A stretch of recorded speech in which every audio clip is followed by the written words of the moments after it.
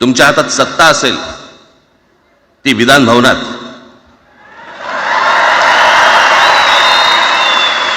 आमच्याकडे सत्ता आहे रस्त्यावर.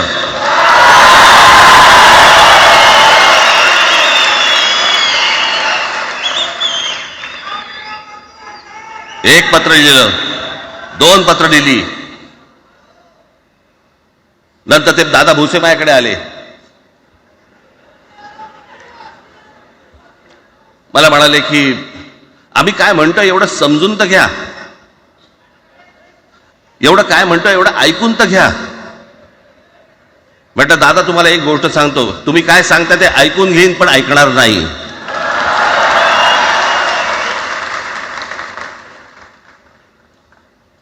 मराठीच्या विषयामध्ये त्याच्यात तुम्ही तिसरी भाषा लादताय, त्रिभाषा सूत्र. कुठलं त्रिभाषा सूत्र आणलं?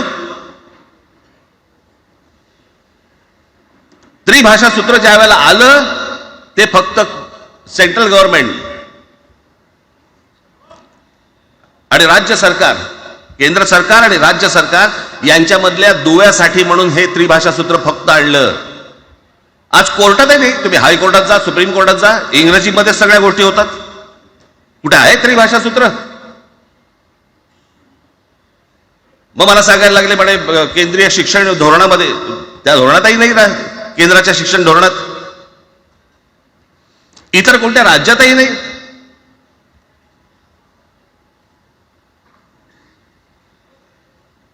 महाराष्ट्रात प्रयोग करून पाहिला तरी दक्षिणेची राज्य तर हिंगलवून विचारत नाही त्यांना.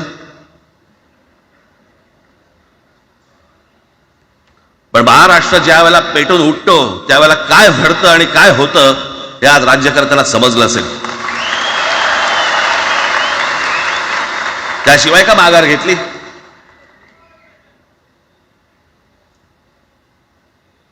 विनाकारण आणलेला विषय होता.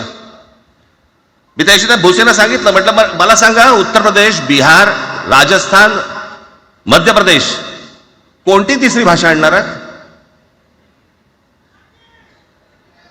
खरं तर आणली पाहिजे.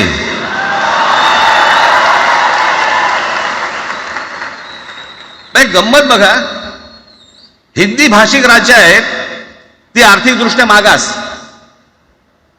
आणि हिंदी न बोलणारी जी राज्य आहेत ती आर्थिकदृष्ट्या प्रगत, आणि वर आम्ही हिंदी शिकायचं.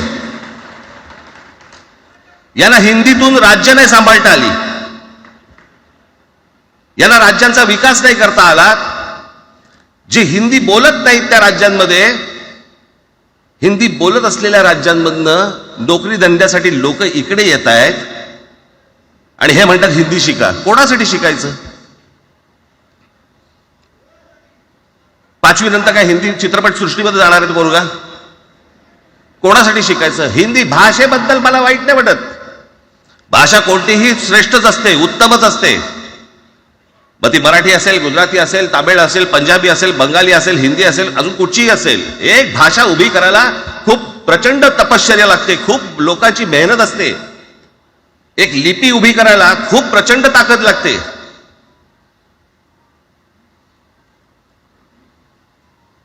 अशाच भाषा काय उभ्या राहत नसतात.